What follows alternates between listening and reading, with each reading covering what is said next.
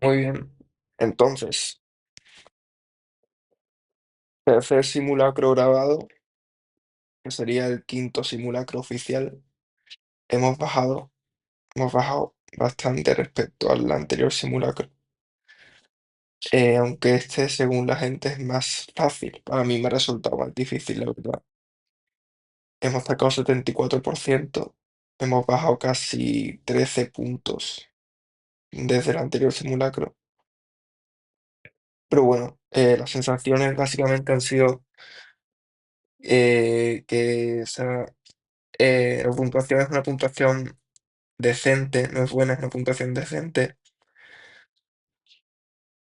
Y lo que ha pasado básicamente es que ayer no estábamos concentrados para nada. Pasó algo en medio del simulacro. Entraron a molestar y se puede ver aquí, o sea, una secuencia de fallos en la que o sea, mi mente no estaba en el simulacro en ese momento. Hubo como prácticamente medio bloque, que no me acuerdo cuál fue, pero medio bloque que mi cabeza no estaba procesando. Y en este examen es importantísimo tener la cabeza totalmente. Tienes que estar concentrado el 100% del examen. Es lo difícil. No es solo la dificultad de las preguntas, sino la dificultad de estar concentrado todo el examen en el examen y nada más. Entonces, vamos a ver los fallos y vamos a corregir el simulacro. 74%. El anterior fue 81% y el anterior del anterior fue 71%. Entonces estamos en ese rango entre 80, 70. Ahí estamos, ahí estamos. Vamos a ver los fallos por bloques y comentamos un poco más. Pero vamos, yo tengo claro que ha sido por concentración y cuando vea los fallos me va a dar mucha rabia, mucha rabia. Estoy seguro.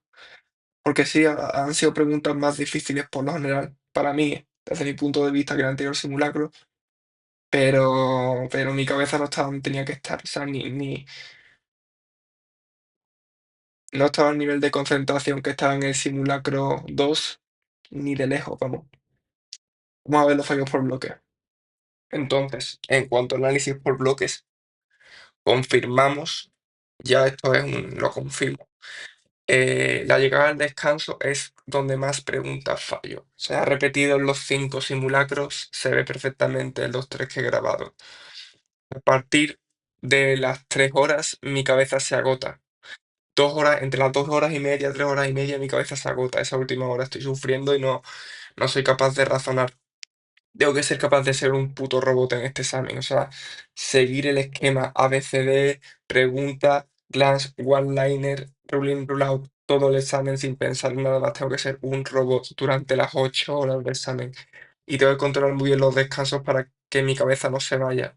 Ya comenté que pasó algo en medio del examen que me desconcentró y hizo que mi cabeza se fuera, pero también confirmamos esto, que en el descanso estoy agotado. Otra cosa que sí que he mejorado, y eso tengo que decirlo, es que la vuelta del descanso he estado mucho más enfocado.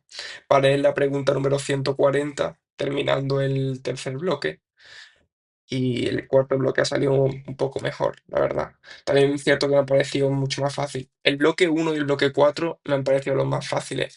Bloque 2 y bloque 3 me han parecido los más difíciles. Pero eso, vamos a ver los fallos, vamos a ver qué ha pasado. Primer caso que fallé. Chica de 16 años que tuvo menarquía a los 12. Última menstruación hace 10 semanas. Menstruaciones irregulares cada 28 o 24 días. Yo no sé por qué me fijé en el dato de menstruaciones irregulares cada 28 o 34 días. Y dije, claro, las chicas jóvenes tienen menstruaciones irregulares, algo completamente normal, reassurance. Vamos a ver, el encuadre del caso está fatal hecho, está fatal hecho. Aquí lo que tienes es una chica que lleva 2 meses sin menstruación, joven. La menarca lo tuvo a los 12, lleva ya 4 años menstruando.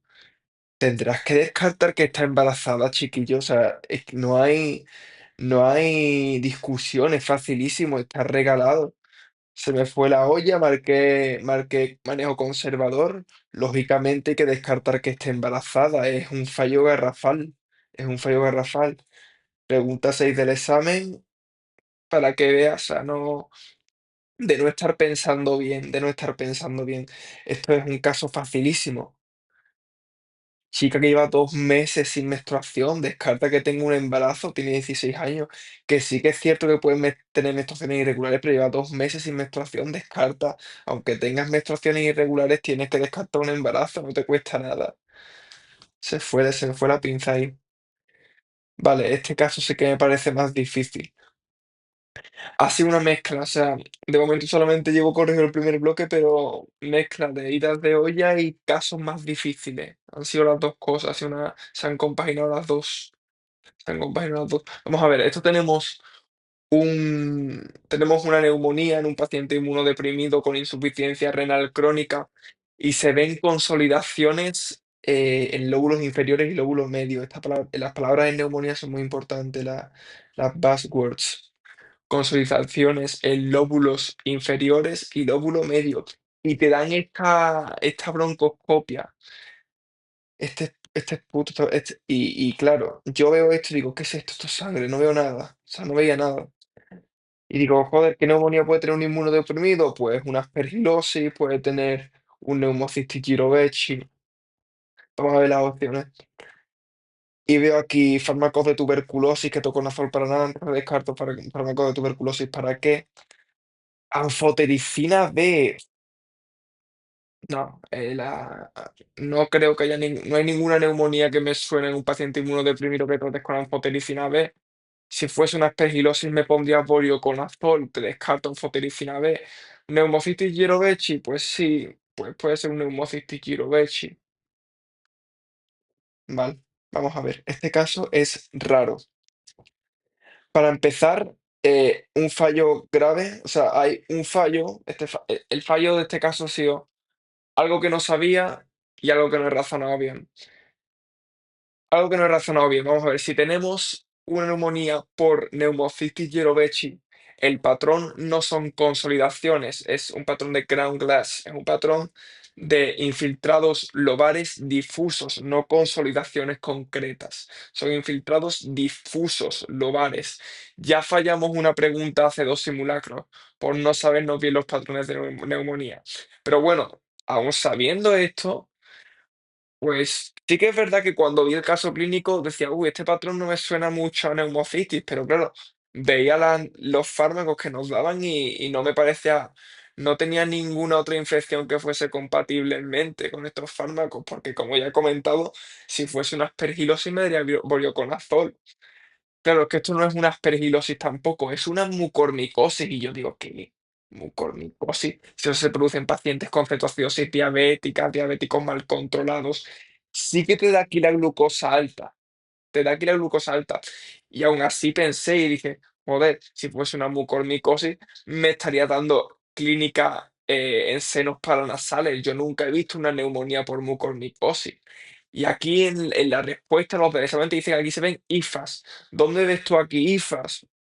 Yo aquí veo sangre nada más. No veo aquí IFAs. Es la imagen que tiene muy poca calidad. Caso difícil, la verdad. A ver, te da la glucosa alta, pero como ya he dicho, o sea, no te da IFAs y no veo aquí las IFAs y la clínica se da en senos paranasales, no se da en pulmones, por lo que yo he visto, pues ya hasta tenerlo en mente, que te puede producir una neumonía por mucormicosis y por descarte, sabes que no es, y por descarte, pues puedes llegar a la solución. Tienes aquí, descartas que es o sea, no es una neumonía por neumocitis, aunque me das el paciente inmunodeprimido. Pero el patrón de la radiografía no es compatible. Caso difícil, no hay más. Caso difícil. Venga, este caso le di muchas vueltas y al final la fallé. Ya es que ya te digo, no sé si sobrepensar, pensar de más. Voy a seguir pensando como lo he hecho hasta los anteriores, hasta como lo he hecho hasta ahora, porque me he llevado a acertar más preguntas, pero bueno, este caso lo he fallado por ser muy rígido. El caso se resume en una paciente que tiene dificultades para mantener una abstinencia alcohólica y está usando opioides. Entonces, yo sé muy bien que el tratamiento para mantener la abstinencia alcohólica es el acamprosato como primera línea, perdón, la naltrexona como primera línea, acamprosato como segunda y disulfiram como tercera. Entonces descarto, me quedo aquí con naltrexona y acamprosato. Y sí que es verdad que vi los opioides y dije, joder, la naltrexona es un opioide. ¿Te voy a meter otro opioide? Pues raro, ¿no? Entonces tenía aquí ya marcado la acamprosato y decía, "Vea, pero es que nunca he visto la acamprosato ahí.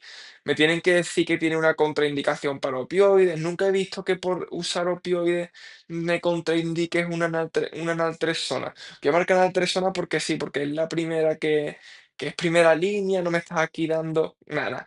Por sobrepensar demasiado, lógicamente. Si está usando opioides, no puedes meter otro opioide. Vete con la segunda línea, vete con el acamprosato. Por sobrepensar, por sobrepensar.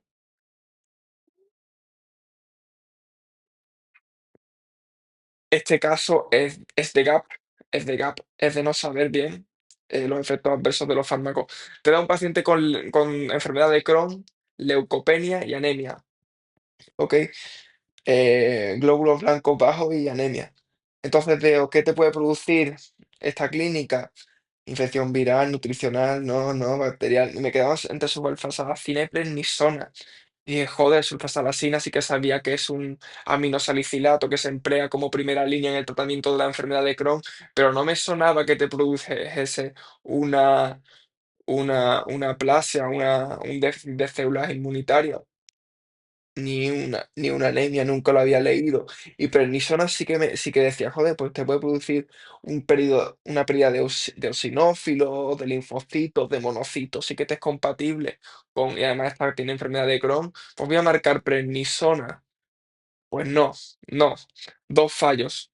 También por gap y por falta de razonamiento. Vamos a ver.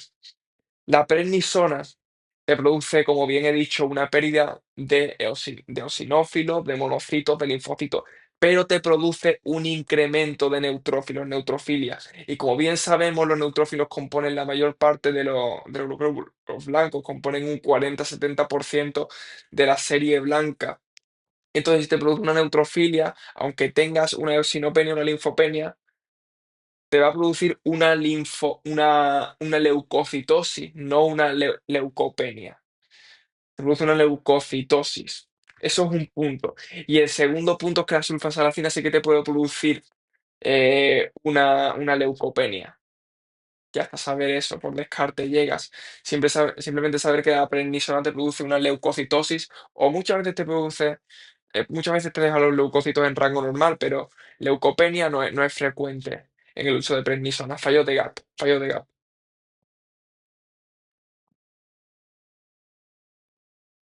Este caso es de no saber matemáticas. Vamos a ver, yo leí esto y dije alfa-fetoproteína, concentración es 0,2 múltiplos de la mediana. Y dije, ¿qué estás diciendo? Significará que está alta, ¿no? La alfa-fetoproteína. Entonces empecé a descartar. En Down syndrome no, en Down syndrome tienes alfa-fetoproteína baja, beta hormona gonadotrópica coriónica alta, estradiol bajo, inhibina alta, fuera, gastroquisis no está asociado con alfa-fetoproteína.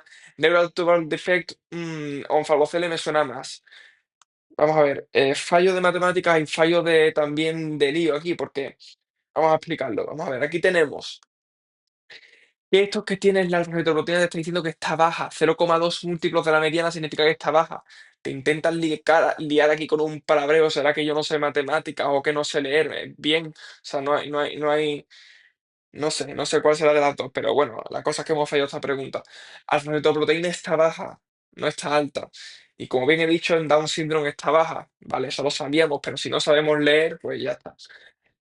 Otra cosa, marqué un falocel y dije, esto lo comento porque si me ponen una pregunta parecida, podría haber fallado también esto. Eh, Defecto tuboneural también te produce un incremento de alfa-fetoproteína, no solo los onfaloceles. Yo pensaba, coño, el defecto tuboneural te produce anencefalia y te va a producir pues, déficit en el desarrollo de la médula.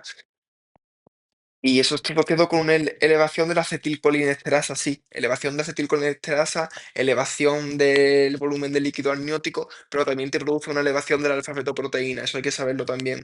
Sí que lo tenía apuntado en las tarjetas Anki, pero de ese detalle no me acordaba. También el onfalosole, por supuesto, te produce una elevación de la alfa-fetoproteína, pero también hay que tener en cuenta que te lo produce en defecto tuboneural. El caso es que este caso lo hemos fallado por, la cosa es que en este caso lo hemos fallado por no saber saber matemáticas y no saber leer. Aquí te está diciendo que el alfabeto de proteína está baja, no está alta. Esto es un caso de ética. Hemos fallado más ética y más estadística. Hemos fallado más ética y más estadística. Me parecían más difíciles los casos de ética y estadística. En este caso tenía una paciente con consumo de sustancias, con consumo de sustancias, y viene la policía. Entonces, ¿cuál es nuestra conducta? Yo pensé y dije, joder, pues podemos decirle a la paciente que le diga algo a la policía sobre el camello que le vende la sustancia. Mm, podemos hacer el encouraging, como se dice en inglés. Pues lo había leído para otras preguntas, ¿no? Entonces marqué, podemos hacer un poco de encourage para que la paciente diga algo a la policía. No se lo decimos nosotros, ni la obligamos. Podemos preguntarle y hacer un inquire de esto. Pues no, se supone que no podemos entrar en detalles ni decirle absolutamente nada a la policía, no podemos decir nada a la policía, nada nunca, excepto cuando eh, podamos provocar un daño en terceras personas o un daño en terceras personas. No hay que saber eso. No entramos en contacto con la policía a menos de que produzca un perjuicio a una tercera persona. También, por ejemplo, en casos de violencia sexual, pues hacemos lo que es el documento, el parte de lesiones y tal, pero con la policía nada. No tenemos que darle información. Se lo da a la paciente si quiere, pero no tenemos ni que preguntarle a la paciente. Lo dejamos estar y ya está. Podemos entrevistar a la paciente acerca de su consumo de sustancias, pero nunca en temas judiciales. Pregunta de ética. Vale, ahora te viene un caso. Sí, de una madre que está intoxicando a su hija por atención y sabemos que le está intoxicando con una sustancia psiquiátrica y te dan aquí clínica de piel seca, hiperreflexia, mioclonía, diarrea, convulsiones. Yo diagnostiqué bien aquí un síndrome serotoninérgico, que sí que es un caso de síndrome serotoninérgico, pero claro, empecé a mirar las sustancias que nos dan y dije, diazepam no te produce síndrome serotoninérgico, litio tampoco, valproato, bupropión, haloperidol está entre estas dos, ¿no? Haloperidol no, haloperidol te produce un síndrome neuroléptico maligno, no está asociado con un síndrome serotonínico. Bupropión, bueno, pues te produce una inhibición de la recaptación de noradrenalina y dopamina, te puede producir interacciones con otras drogas y sí que te puede producir un síndrome serotoninérgico. Pues no, esta pregunta me parece muy rara, muy, muy rara. Bupropión no te produce un síndrome serotoninérgico y el litio te puede producir un síndrome serotoninérgico. No lo había escuchado ni leído en mi vida. Sé que el litio te produce muchas reacciones adversas, ¿no? Te produce diabetes insípida neprogénica, te produce alteraciones gastrointestinales, te produce temblores, te produce hipotiroidismo, pero un síndrome serotoninérgico nunca lo había escuchado. Pregunta muy rara. Rara pregunta, o sea, las preguntas raras y difíciles. Aquí tenemos un caso de un militar que vuelve del Caribe con diarrea hemorrágica, fiebre, y el hemograma está normal, y te pregunta por cuál es la conducta. Hombre, yo lo primero que me saltó a la mente es una chiguela, una salmonera, sobre todo una Escherichia coli enterohemorrágica, y entonces habría que hacer un cultivo, ¿no? Hacer primero un cultivo, empezar a descartar. No tiene antecedentes de antibioterapia, no hospitalización, no es un Clostridium difficile, probemos nuestro química, es lo mismo para el Clostridium, nada, leucocites, pruebas raras, o parásitos. Bueno, pues primero voy a descartar que sea una bacteriana, ¿no? Que es algo más frecuente. Si viene de viaje, pues una Escherichia coli enteromorrágica o una Escherichia coli enterotoxigénica, pues me es mucho más frecuente que una infección por parásitos, ¿no? Pues no, hay que saber que un paciente que viene del Caribe de viaje está muy asociado en este examen con infección por entamoeba histolítica, por esta ameba que se trata con metronidazol y te puede producir abscesos hepáticos. Pues una pregunta también que me parece muy específica. Mm, saber el detalle y ya está. Paciente militar que viene del Caribe. Sí que es cierto que aquí te dice que ha estado bebiendo y comiendo de sitios raros, insalubre, pero bueno, saberlo, en tamoeba histolítica, paciente que viene de viaje de zona endémica. También he leído en la respuesta que en el Caribe la entamoeba histolítica tiene una alta incidencia, alta prevalencia. Así que ya para saber el detalle. Saber el detalle. Esta serie he cometido aquí una serie de cuatro, pero vamos, esos cuatro fallos me parecen fallos honestos, no me parecen fallos malos. Sí que el de la alfa-fetoproteína, pero claro, veo 0,2 múltiplos de la media. Es que yo soy médico, no soy matemático, soy médico. Mm, sí, a lo mejor alguien que me está viendo dice, es un normal, ¿no? No sabes eso, pero bueno, ya está. Eh, vale, esta pregunta es de electrocardiograma. Tengo que repasar el electrocardiograma. En el anterior simulacro no tuve ningún fallo de electrocardiograma. Me he confiado en esta. No sabes el electrocardiograma. Antonio, tienes aquí una niña de 19 años con palpitaciones, atleta. Y yo dije, atleta, palpitaciones. Vi estas ondas aquí, estas R aquí muy altas. Y dije, tío, esto es una miocardiopatía hipertrófica. Viendo el electro, viendo la edad, viendo que es una atleta, pensé en una miocardiopatía hipertrófica. Entonces estaba entre reassurance y calcio antagonista, porque claro, el manejo de la miocardiopatía hipertrófica asintomática es con beta bloqueante, pero dije, bueno, no tienes mucha clínica, no me estás dando aquí contraindicaciones para beta bloqueante, no me estás dando que haya dado un beta bloqueante, pues te mando un manejo conservador. Es que has diagnosticado mal a la paciente, esto no es una miocardia hipertrófica, esto es un Wolf Parkinson White. Nunca pensé que lo iban a preguntar y si lo han preguntado. Hay que tenerlo en cuenta el World Parkinson White. Cuando ya ves la respuesta, pues lógicamente sí que ves en el electrocardiograma estas ondas delta, ¿no? Ese PR acortado. Y eso lo ves. O sea, simplemente ves, bueno, ves la respuesta World Parkinson White y ya lo ves en el electro, ¿no? Y aquí incluso en V5, V6 se ve más esa onda delta. Esa onda delta se ve ahí perfectamente. Y además la clínica no es una clínica de miocardia hipertrófica, es una clínica de arritmia. Pues haces un estudio electrofisiológico y cuando confirma, pues ya haces la ablación por radiofrecuencia. Ya está, es saber interpretar el electrocardiograma, no hay más. Esta pregunta es de estadística, me parece una pregunta difícil. Te damos aquí muchas palabras. Te dan muchas palabras y yo tampoco lo interpreté del todo bien. Vamos a ver, tenemos sensibilidad 85, especificidad 95, prevalencia baja. Fallé hace dos simulacros también una pregunta, ¿por qué me das la prevalencia? Y siempre que veo la prevalencia me hiperfijo en el detalle de la prevalencia. Tenemos que situarnos primero. Tenemos que situarnos. ¿Qué nos estás preguntando? Aquí nos está preguntando cómo un resultado positivo afecta la probabilidad de que este paciente consuma alcohol. Entonces yo me presenté en la prevalencia y dije, joder, prevalencia baja, valor predictivo positivo bajo.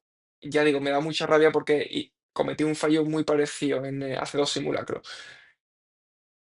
Entonces dije, prevalencia baja, valor predictivo positivo bajo. Por lo tanto, si el valor predictivo positivo es bajo, aunque tenga el resultado positivo, pues como tiene una prevalencia baja, incrementará poco, ¿no?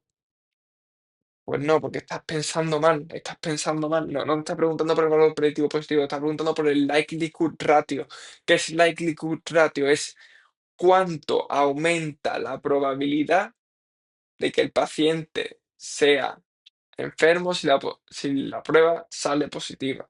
No es probabilidad de que si la prueba sale positiva, el paciente sea enfermo. Las preguntas de ética me traen, o de estadística me traen por el camino de la amargura, ¿sabes? No hay más.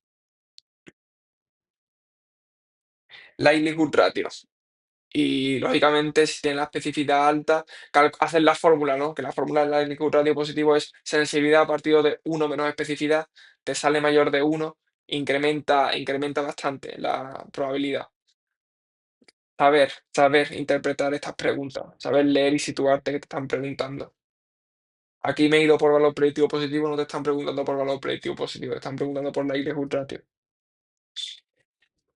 Esta es una pregunta de Patient Chart. Por lo que he leído, el examen que voy a hacer ha cambiado mucho y la gran mayoría de preguntas te vienen así. Así que más me vale espabilar y saber sacar bien estas preguntas. Vamos a ver, te da una paciente aquí. Esta pregunta es de no leer bien los detalles, de no saber escanear bien la pregunta.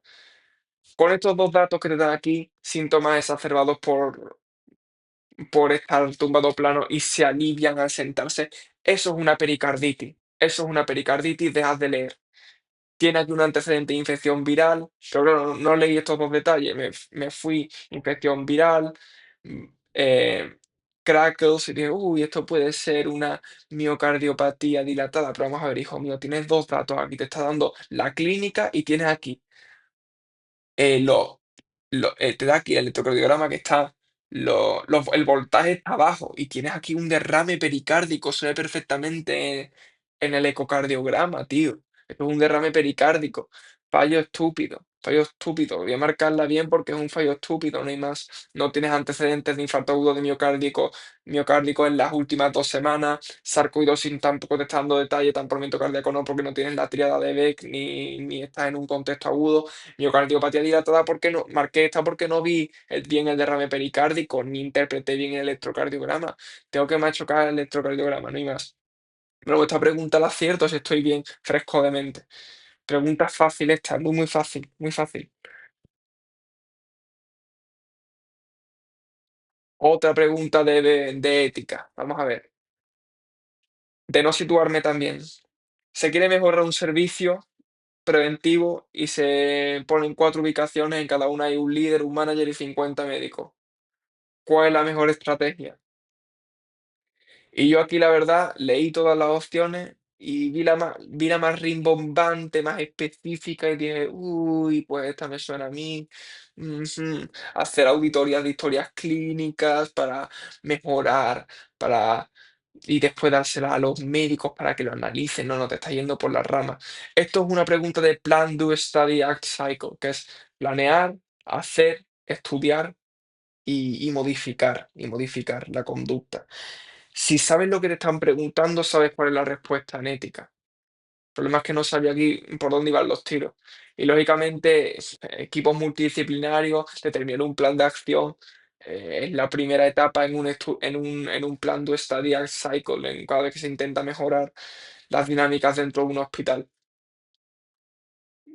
Pregunta de ética, pregunta de ética, de no saber situarme. Hay que hacer más preguntas de ética y más preguntas de estadística. Esta pregunta sí que me parece muy rara. También es una mezcla de pregunta rara y no le te da un niño de un año no, perdón, de un día, nacido hace un día, y tiene pérdida de fuerza, hipotonía, hiporreflexia, dificultad para alimentarse. Y claro, digo, un niño de un año.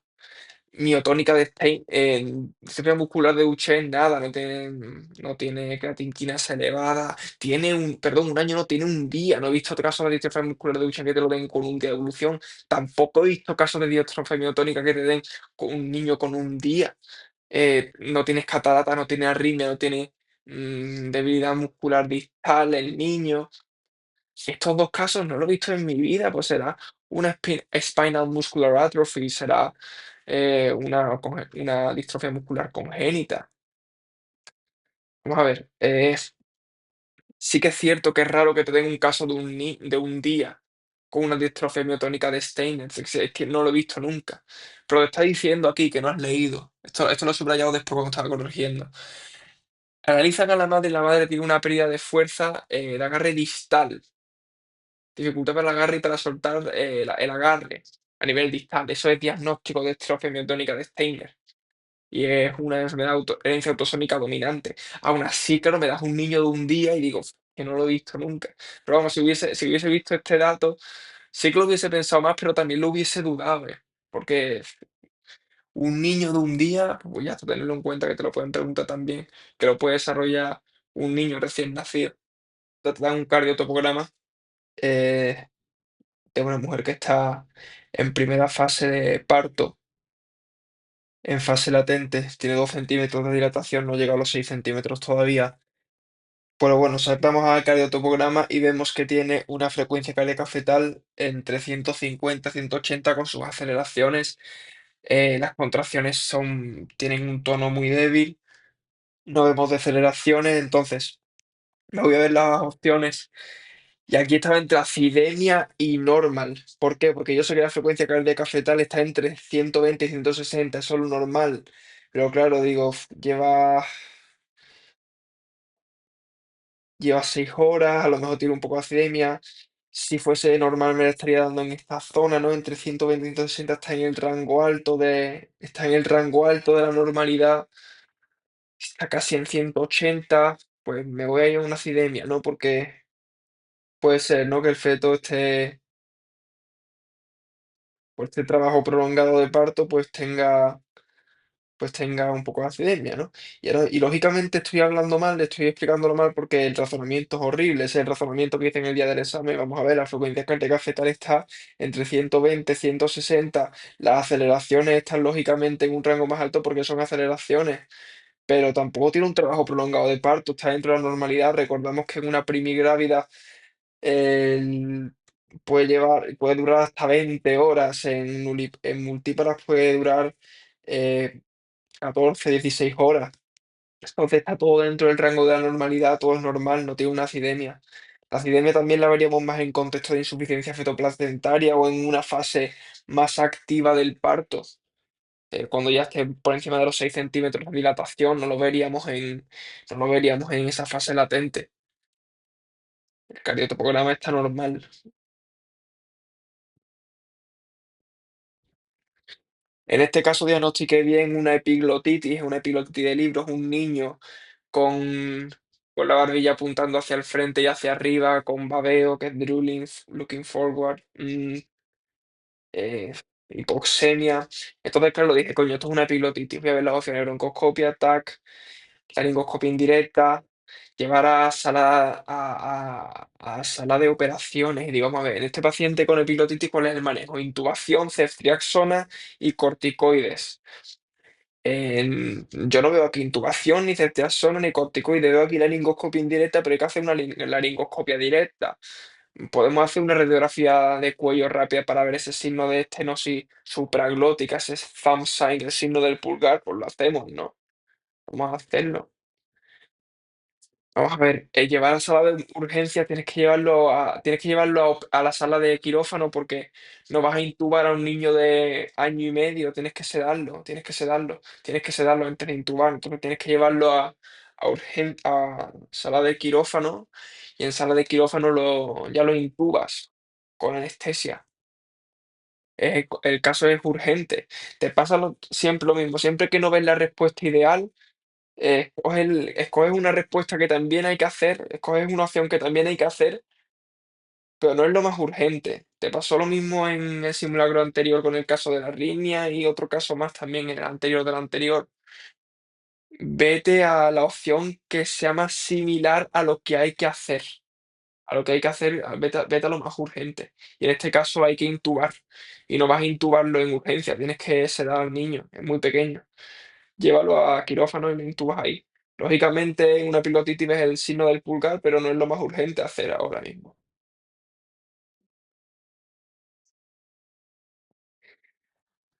En este caso es un caso de un paciente que tiene dolor y le dan una dosis de opioide mucho más alta de lo que debería, 5 miligramos en vez de 0,5 miligramos. Entonces, claro, me salta a la cabeza una intoxicación con opioide y corro y doy la naloxona. Doy la naloxona. Pero claro, no me estoy fijando de que el paciente está bien, tiene las constantes vitales bien, bien de tensión arterial, bien de respiración y bien de saturación de oxígeno. No tienes por qué darle la naloxona. Sé conservador, hay que ser conservador en este examen siempre que se pueda. No le vas a meter un fármaco, no tiene signo de intoxicación con opioides. Saturación de oxígeno está bien, no tiene depresión respiratoria, no hay que hacer nada.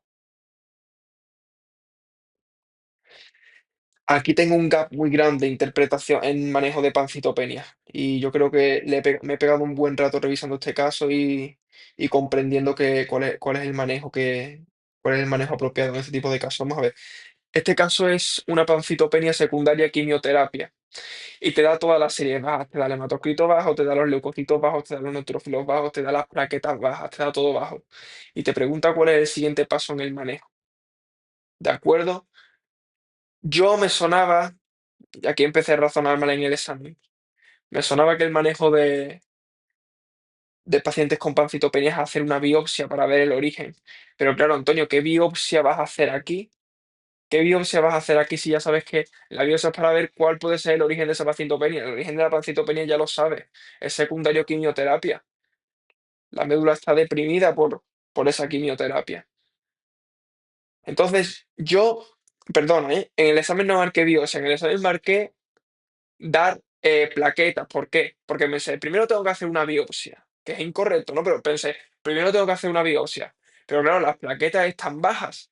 Y si las plaquetas están bajas, el paciente tiene riesgo de sangrarse si le hago una punción, lo cual también es incorrecto. Vamos a ver, algo que yo no sabía. Lo que yo no sabía es, tienes dos valores que memorizar. Tienes, si las plaquetas están por encima de 20.000 a 50.000, no hace falta que le des. Si las plaquetas están por encima de 20.000, no hace falta que le des plaquetas en contexto de pancitopenia por quimioterapia. No hace falta que le des plaquetas. Las plaquetas se empiezan a plantear cuando están por debajo de 20.000. Eso es una. Lo segundo, lo más urgente en este caso no es la punción lumbar, ni son las plaquetas, ni es el sangrado. Lo más urgente en este caso es el riesgo de infección que tiene este paciente secundario a neutropenia. Neutropenia se considera cuando el número de neutrófilos está por debajo de 1.500 milímetros cúbicos. Cuando está por debajo de 500 es una neutropenia grave. Este paciente tiene 20, tiene neutrófilos, no tiene barrera, no tiene cómo defenderse. Hay que meter antibioterapia y hay que meter factor estimulador de colonias granulocíticas. Es el manejo de la neutropenia. Hay que revisarse el manejo de las neutropenias. Las neutropenias graves hay que atacar con piperacilina, tazobactam, cefepime. Si tiene riesgo de estafilococcus meticilin resistente, le metes la vancomicina. Mm, Maneja la neutropenia, es lo más urgente. En casos de pancitopenia, búscate siempre manejar la neutropenia.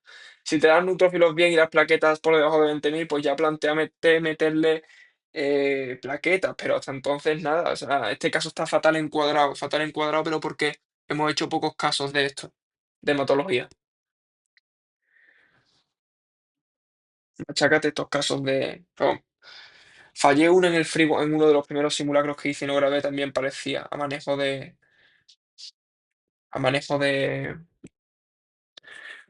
pancitopenia, pero claro, era un caso diferente, no sabías la etiología y tenías que hacer una biopsia, primero te tenías que meter la plaqueta, entonces he extrapolado ese caso, me lo he llevado a este caso es totalmente diferente, está muy mal encuadrado este caso. Vale, este caso, por fijarse demasiado en unos datos y no fijarme en otros, vamos a ver, tenemos una mujer de 57 años, una mujer de 57 años con dolor external, con dolor a palpación, con creatinquinasa elevada, ya tenía yo todas las alertas, ya tenía yo todo el diagnóstico hecho con eso. Decía: "Oh, esto es una pleurodinia, creatinquinasa elevada, dolor muscular, es un dolor es una irritación de los músculos intercostales, es una pleurodinia", ¿no?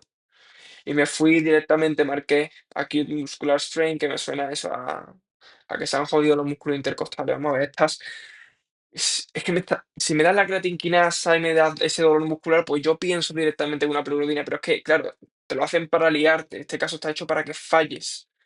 No te has fijado en dos datos muy importantes, que es que no lo tengo ni subrayado aquí. Mira, troponina 0,1. Sí que la vi, pero dije 0,1 bajo. No, mira a la derecha, coño, mira más. La troponina está alta. Y segundo, coño, te está dando aquí elevación del ST depression. Te está dando alteraciones en el electrocardiograma. Esto es un infarto sin elevación del ST. Es un infarto sin elevación del ST. Y con esos dos datos se comen, se devoran al resto. Se devora la creatinquinasa y se devora que tiene dolor a la palpación. Esos dos datos pesan mucho más. En este caso, esos dos datos pesan más que la clínica. Sí que falla otros casos clínicos porque le he dado más peso a los laboratorios que a la clínica. En este caso hay que darle más peso a los laboratorios que a la clínica. No sé cómo lo he dicho antes.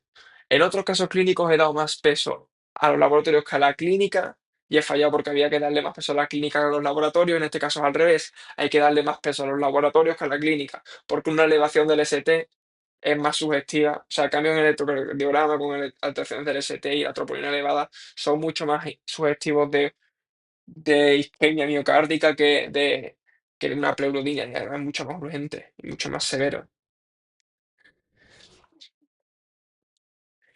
Vale, siguiente.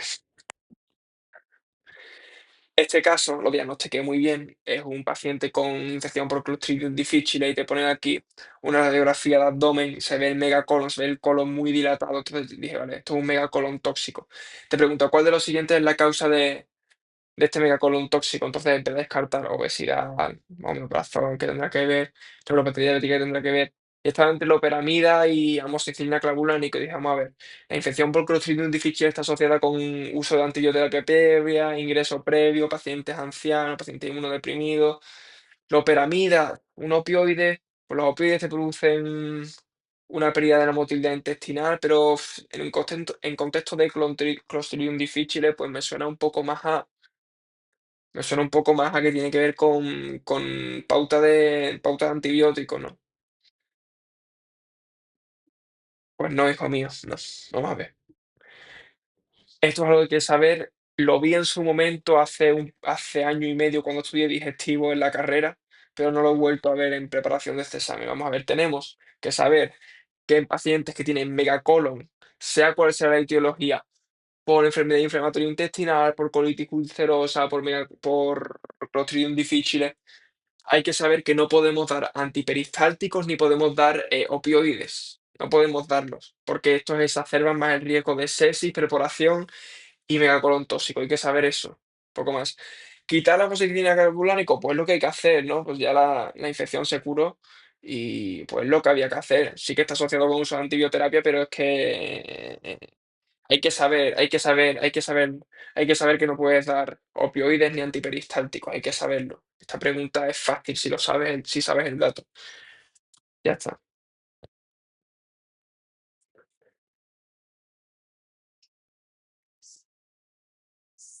Ok, este caso es un paciente con congelación, frostbite, lesión por congelación, que le volvemos hacemos terapia de calentamiento, lo calentamos y calentamos los pies y vemos que los pies la pierna, pues los pies están casi necróticos, ¿no? Pies pál, tenemos pies pálidos y lesiones negruzcas, ¿no?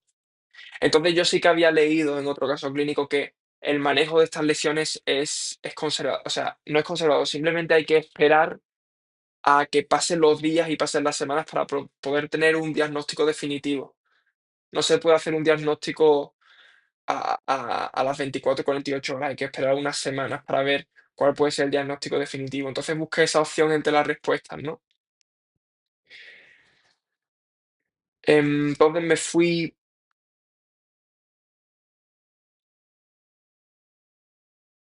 no sé cuál me fui, me marqué una de estas dos, marqué la B o la D. No, no marqué ninguna que diese no marqué ninguna que diese un diagnóstico definitivo, así que marqué esta, marqué la B, sí, marqué la B. Lo cual está mal porque nunca puedes dar una idea, nunca puedes hacer ilusiones a un paciente. Además, aquí tiene el pie necrótico.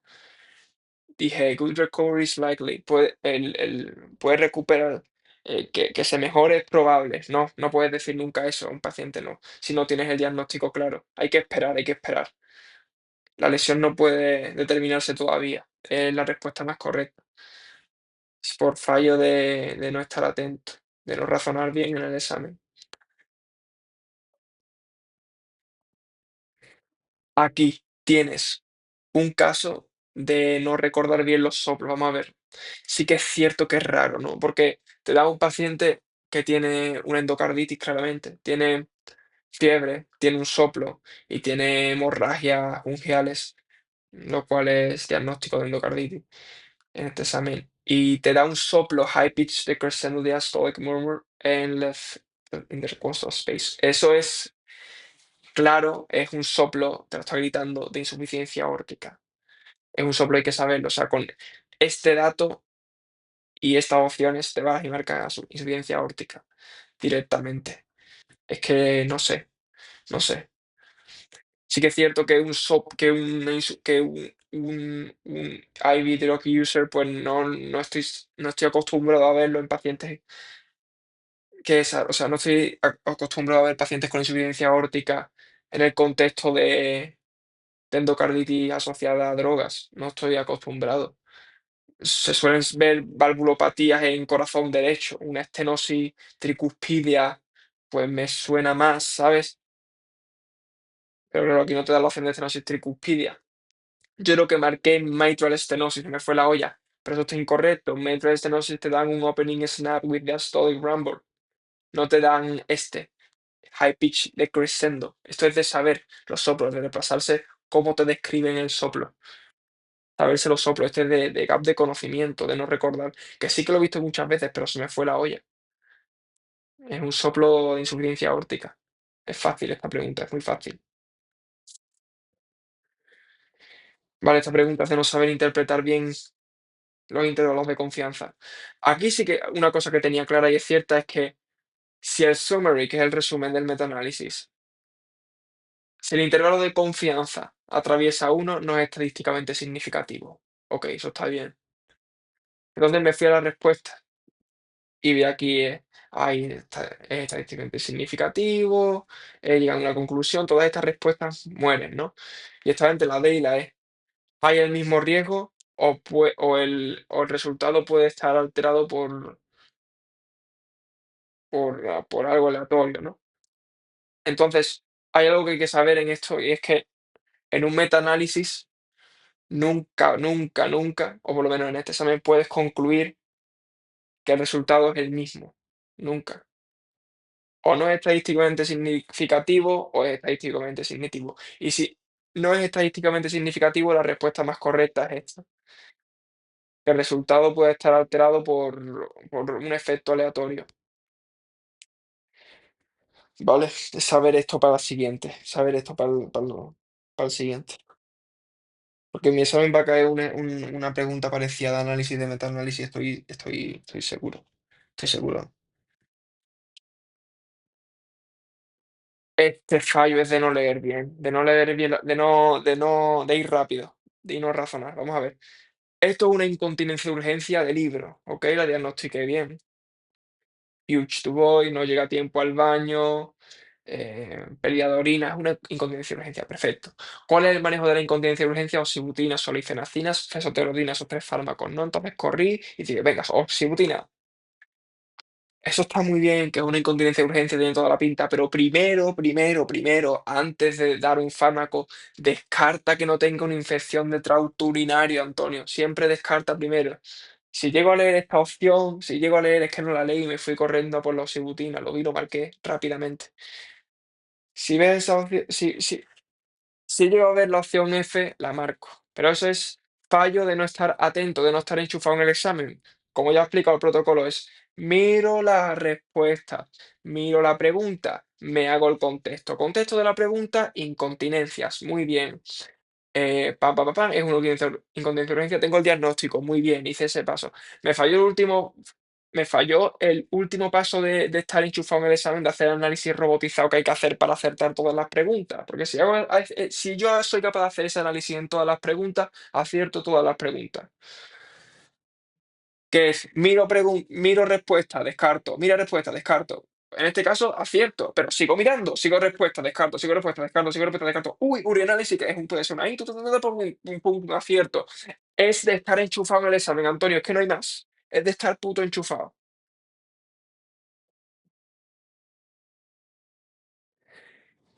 Este es de ida de olla, este es el último fallo de bloque.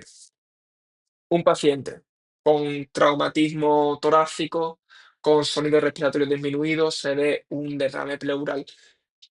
Em, Se ve líquido pleural en la radiografía de tórax. ¿Cuál es el manejo? Entonces estaba entre toracocentesis y tubo de tórax. Vamos a ver, marqué toracocentesis porque digo, uy, un derrame pleural, hacemos una toracocentesis, es diagnóstica y terapéutica, hacemos una toracocentesis. No, Antonio, las toracocentesis se hacen en contexto más crónico para ver ese líquido, para ver qué contenido hay en contexto de derrames pleurales, diagnósticos para neumónicos, malignos, en insuficiencia cardíaca congestiva. No se hace en contexto de urgencia, tío. no se hace.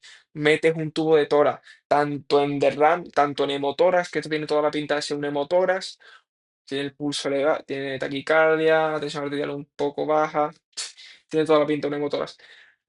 Mete tubo de tórax tanto en neumotórax como en hemotórax, en contextos de emergencia, tío. Tú toracocentesis lo haces en un contexto más crónico, en un contexto de un paciente que te llega a consulta, a lo mejor con un derrame paraneumónico, con insuficiencia cardíaca congestiva, un paciente anciano con malignidad, a lo mejor un mesotelioma. No pides toracocentesis en este contexto, tú, que no estará enchufado en el examen. Ok, aquí te dan un caso de una paciente que se va a someter a una esplenectomía. La esplenectomía está programada para dentro de 2 semanas. Entonces te preguntan por la profilaxis que hay que dar. Yo todos los casos que he hecho hasta ahora, en el largo tiempo que llevo estudiando, son casos de profilaxis post-esplenectomía. Nunca había hecho un caso de profilaxis pre-esplenectomía. Entonces marqué lo que me parecía, la verdad, no sabía, no tenía ni idea. Entonces marqué solo dar profilaxis de neumococo y no, hay que dar la misma profilaxis que hay que dar en pacientes post-esplenectomía. Neumococo 15, neumococo 23, Haemophilus influenzae, meningococo. Se da 2 semanas antes. Saber ese detalle y ya está. Si eres una esplenectomía de urgencias, la profilaxis se da a partir de las 2 semanas después de la esplenectomía. Si es una esplenectomía scheduled, si es una esplenectomía que está programada, pues se hace la profilaxis 2 semanas antes con el mismo esquema. Fallo estúpido de este bloque. Ha habido dos de momento. Em, un fallo estúpido, es que no hay más, no hay más que hablar. Es un caso de una paciente que dice que cómo va a mejorar su pronóstico si deja de fumar. Y es que no voy a detenerme a leerlo, la única opción que tiene sentido aquí es la A. El resto de opciones no tienen sentido, porque creo que marqué la C, si marqué la C, tu función pulmonar no va a disminuir en el futuro, e independientemente de que sea fumador o no, la función pulmonar disminuye con la edad. No tiene sentido lo que marqué. Siguiente. Este caso también es de estar poco, es de no leer bien el caso, o sea, un fallo estúpido también.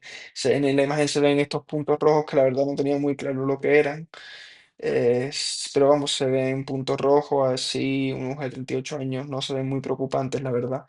La historia no tiene antecedentes de riesgo, tiene contacto sexual con un hombre, pero no utiliza protección, pero tampoco nada preocupante, no tiene una historia sexual de riesgo demasiado no tiene una historia sexual preocupante. Entonces yo vi esto, vi VIH y digo, uy, esto puede ser un angiosarcoma de Kaposi, mm, una mujer joven, bueno, joven tampoco es joven, tiene 38 años, ¿sabes? Me fui y marqué a sarcoma de Kaposi para buscar un test de VIH pensando que un sarcoma de Kaposi. Esto no es un sarcoma de Kaposi, Antonio. El sarcoma de Kaposi se ven lesiones más feas, violáceas, sobrelevadas. Es un paciente con historia sexual de riesgo. No tienes nada de esto aquí. Estos son mangiomas en cereza, cherry angiomas. No son mangiomas en fresa. Los mangiomas en fresa se ven en niños, mangiomas en cereza se ven en adultos, Antonio. Y Antonio, tienes aquí el manejo conservador, que un poco más es saber reconocer esta imagen. Se ve benigna, no tiene antecedentes de riesgo y hay que ser conservador en este examen. Este examen ha sido poco conservador. Por lo general ha sido muy poco conservador y te has lanzado mucho. No has reflexionado bien las preguntas. De no estar centrado, como ya he dicho, no estar centrado durante el examen. Este caso te da un caso de una prostatitis, un paciente con prostatitis, contacto sexual de riesgo, dolor a la eyaculación, una próstata dolorosa. ¿Cuál es el manejo para confirmar el diagnóstico? Pues lógicamente esta opción estas no tenían ningún tipo de sentido y lógicamente hay que hacer un cultivo. ¿Cómo haces el cultivo? La verdad es que cultivo antes y después de masaje prostático no había escuchado en mi vida. Pues digo, bueno, te meto un catéter y así de paso te hago un urianálisis a ver si tienes los nitratos elevados, si puedo sacar un poco más de datos del urianálisis. Como ya he fallado en la misma pregunta, o sea, la pregunta de antes la he fallado por lo mismo. No soy conservador, hay que tratar de ser lo más conservador posible, porque vas a meter un catéter a un paciente por la cara, o sea que no tiene indicación para meter ningún catéter aquí. No hace falta ser invasivo. haces el cultivo con un masaje prostático y ya está. Así que sí que es cierto que nunca había escuchado sobre hacer un masaje prostático, sí, pero cuando ante la duda sé conservador. Aquí no tiene indicación para meter un catéter urinario.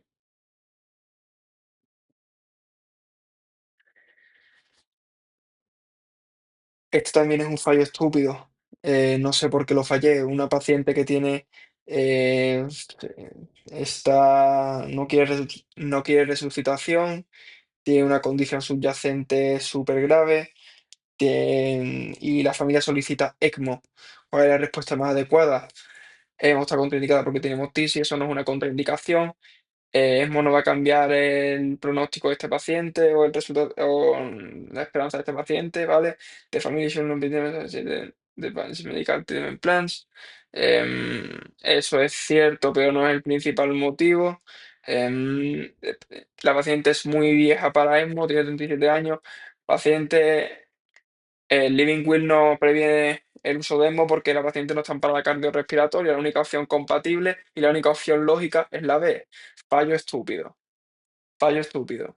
Como ya digo, bloque 3 estoy reventado. En este punto del examen estoy reventado. Estoy marcando respuestas por marcarlas. Y eso es lo que tiene que mejorar. Tiene que mejorar. A las 120 preguntas tenemos que hacer el descanso. Porque a las 140 el bloque 3 estoy siempre agotado. Paciente que hace 20 años tuvo un trasplante renal, un trasplante por síndrome de ovario, por síndrome de, no, madre mía, ¿qué de coño estoy diciendo? Síndrome, perdón, Polycystic Renal Disease, que no me sale ahora en español. Enfermedad poliquística renal. Mm, tiene hipertensión en 170/98 y creatinina súper elevada, está en fallo renal. ¿Cuál es la causa? Acute, no, porque lo verías en menos de 6 meses. Este paciente lleva ya más de 20 años. Chronic transplant, me estás diciendo aquí que no tienes clínica a nivel renal, o sea, que no tienes hallazgos sugestivos de fallo renal, según yo, eso es lo que interpreta aquí. Que no tienes tenderness, no tienes nada, no tienes signos a nivel de la zona del riñón que te indiquen un fallo renal, eso según yo. Infecciones, ¿por qué? Poliquístico recurre si te he hecho un trasplante, no tiene por qué. Hipertensión, pues vi la tensión en 170, tengo una hipertensión debe producir elevación de la creatinina. Mala interpretación del caso clínico, fatal encuadre del caso clínico. Cansado, no interpretas bien los casos clínicos. No haces bien el encuadre. ¿Por qué tiene hipertensión este paciente? Porque está en fracaso renal, lógicamente. Si tiene un fracaso renal, la tensión arterial va a estar elevada. La nefropatía la nefropatía por trasplante crónico se puede desarrollar 6 meses posteriores y es una clínica que se desarrolla a los meses, años, tiene un curso crónico, insidioso, es indolora y te puede aparecer una hipertensión secundaria a ese fallo, a ese fracaso renal por esa, ese rechazo crónico de los 6 meses. Esa hipertensión es secundaria a este fracaso renal. Verías más clínica asociada a hipertensión renal. Verías otra clínica, verías otro cuadro, no tiene nada que ver. Está fatal en cuadro este caso clínico. Este es un fallo de gap mío. Esto es algo que no sabía, ¿vale? Siempre me lío entre Kell y Rogan. Pues ya hasta a partir de este caso clínico no me vuelvo a liar. La Rogan es la inmunoglobulina anti-D, ¿de acuerdo? Es que no voy a detenerme a explicar este caso porque este caso es fácil si sabes la teoría. La inmunoglobulina anti-D es la que se da para evitar que la madre se sensibilice al antígeno D que puede tener el feto y produzca anticuerpos anti-D que desarrollen pues esa clínica de hemólisis y hidroxfetal, ¿no? Por eso se da la inmunoglobulina anti-D, que no es lo mismo que Kell. Kell es un antígeno diferente. Kell es un antígeno completamente diferente. Entonces te pregunta aquí que cuál es el factor de riesgo para que este paciente desarrolle anticuerpos anti-Kell. Tiene aquí positividad de anticuerpos anti-Kell. Entonces yo vi aquí, embarazo, Rogan, Kell, me está hablando de Ro, y pues será una inmunoglobulina Ro. Es que no sabes la teoría de este caso clínico. Ro es el anticuerpo que está asociado con los síndromes fetofetales, materno-fetales. Y lógicamente, si has recibido una transfusión, pues se habrá sensibilizado por la transfusión, porque ha recibido esos anticuerpos. Es por fallo de no tener claro la diferencia entre anticuerpos anti-Kell y anticuerpos anti-D. Son diferentes. Es una pregunta muy fácil sin saber la teoría. Fallos de Gap. Y como ya digo, fallos de Gap son pocos y me los puedo permitir. Lo que no puedo permitir son los otros tipos de fallos. Entonces, estos fallos me los puedo permitir. Esta pregunta, si me sale en el examen, pues me voy a alegrar porque lo voy a acertar.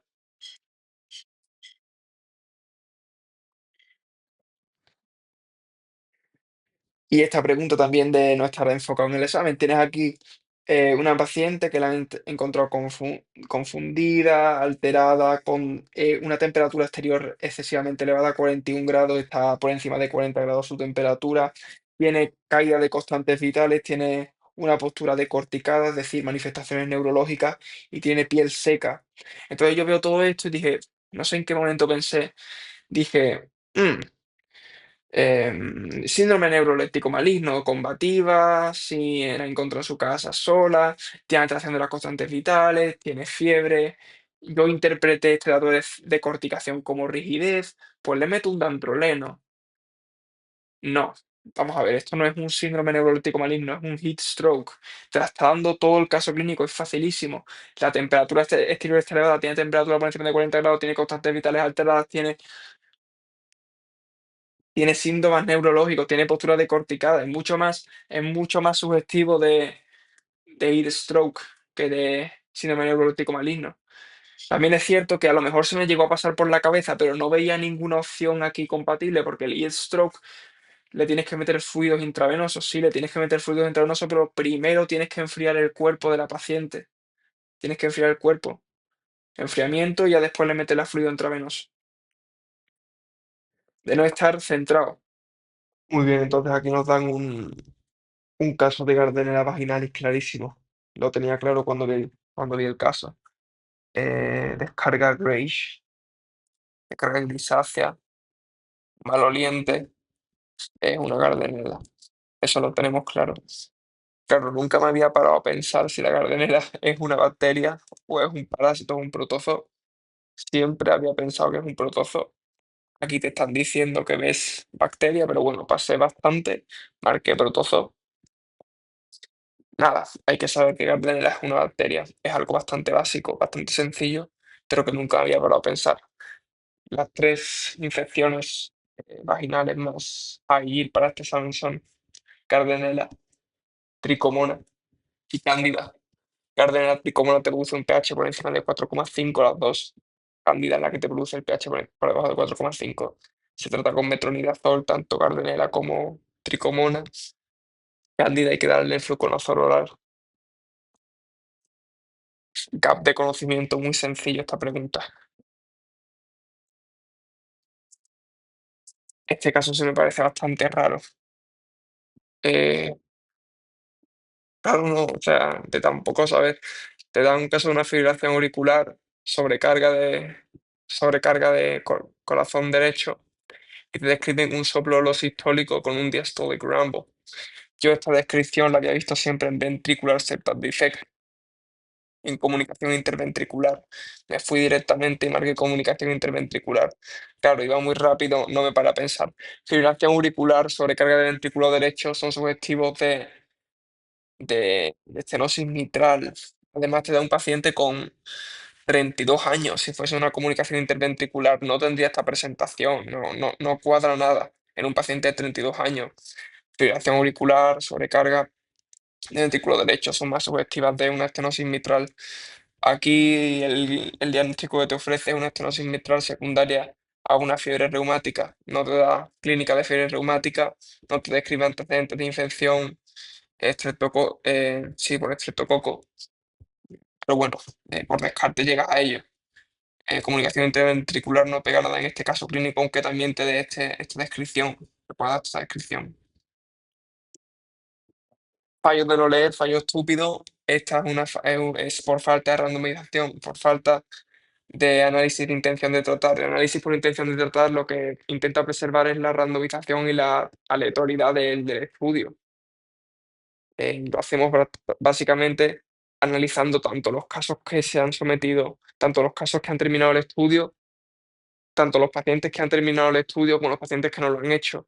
En este caso nos describen un estudio en el que de los 500 pacientes que están en un grupo, 50 solo se someten al procedimiento. Se han ido un montón, se han marchado un montón y eso se hace en el análisis. Hay que hacer un análisis por intención de tratar. La contraparte de análisis por intención de tratar es protocolo análisis, que en el que solamente analizamos los pacientes que se han sometido a la intervención hasta el final y descartamos a aquellos pacientes que no se han sometido a intervención. Es un caso muy sencillo, no lo leí bien, muy fácil. Esta pregunta sí que me parece muy difícil. Básicamente se diagnostica mirando el TAC. Estos datos no sirven de nada. Te dicen que tienes un paciente con distensión abdominal y dolor, pero lo diagnosticas viendo el TAC. Y yo, la verdad, TAC no he visto muchos, no me lo he preparado bien.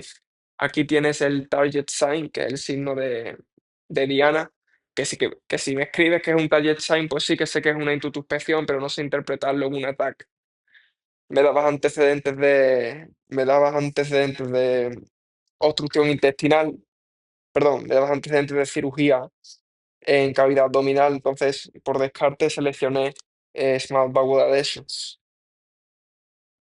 una obstrucción por adhesiones, pero claro, si sabes ver el tag, si sabes ver este signo de Diana, lo aciertas fácil el caso clínico.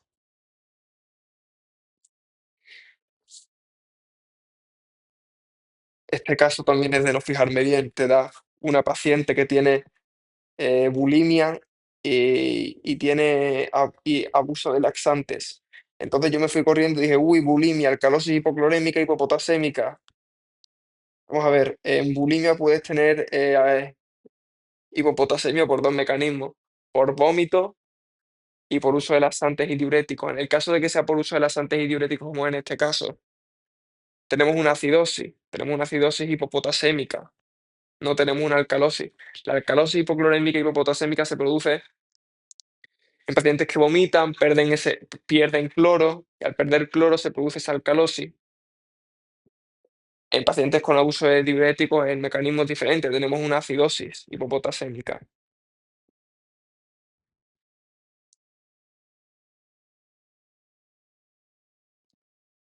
Ah, no, sí, este.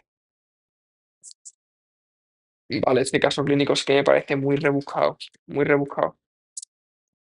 Es un paciente que está en shock séptico, ¿vale? Tiene fiebre, tiene hipotensión, tiene infección, infección de tracto, o sea, una pielonefritis, está en shock séptico.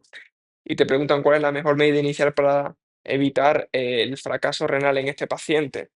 Entonces, claro, yo veo que está en shock séptico, que es una situación urgente, una situación emergente, y veo que le están metiendo fluidoterapia.